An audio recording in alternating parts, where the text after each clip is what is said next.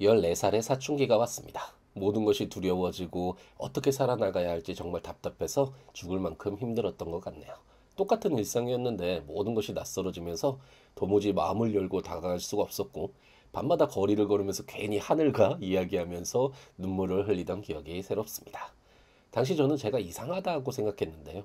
남들은 다 정상적으로 행복하게 살아가는 것 같은데 저만 괜히 심각하게 사는 것 같아서 스스로가 싫어지기도 했죠. 그래서 당시 결심했습니다.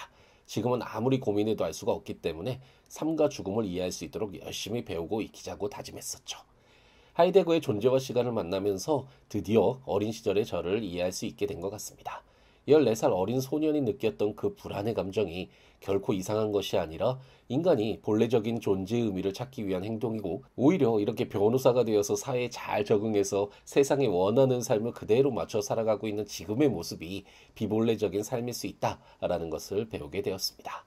저와 존재와 시간을 천천히 읽어 나가면 어느 정도 하이데거가 이야기하고 싶었던 것이 무엇인지 이해할 수 있게 되고, 삶과 죽음에 대해 전혀 다른 시각으로 바라볼 수 있는 자신을 발견하게 될 것이라고 확신을 하는데, 본격적으로 하이데거의 존재와 시간을 읽어 나가기 전에 몇 가지 기초 내용을 소개해 드리려고 합니다. 첫째는 하이데거가 이야기하고픈 것은 존재자가 아니라 존재라는 점입니다. 갑돌이, 울돌이, 정돌이 등 수많은 개별적 존재자들이 있지만 이들은 모두 다를 뿐 아니라 모두 순간순간 변하는 존재자들이죠. 하이데거는 이런 개별적인 존재자들에 대해서 고민하는 것이 아니라 갑돌이라는 존재, 을돌이라는 존재 등 모든 존재하는 것들의 존재의 의미가 무엇인지 알고 싶어 했다라는 점을 기억할 필요가 있겠습니다. 둘째는 하이데거가 왜 존재의 의미에 대해 고민했는지 생각해 볼 필요가 있다는 것입니다. 하이데거가 1976년에 사망했는데 우리가 살고 있는 시대를 함께 살아온 사람이라는 것을 알 수 있습니다. 지금의 시대가 어떻죠?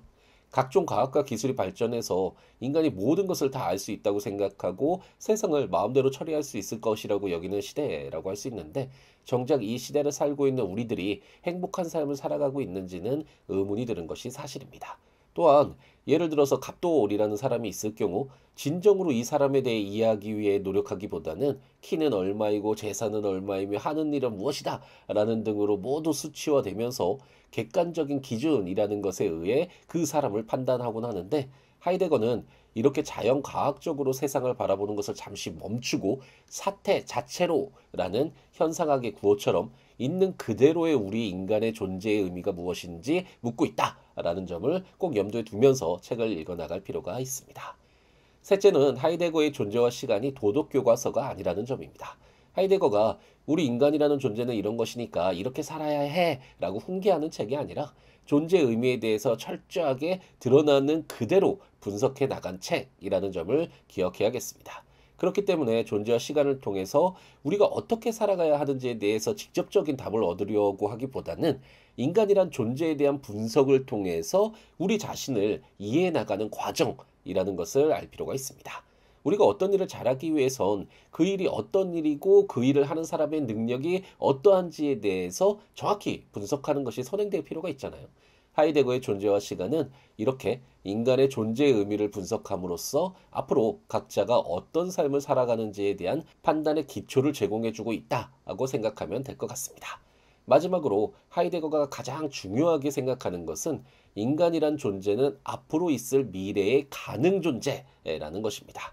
우리는 항상 다가올 시간을 생각하며 살아가는데요.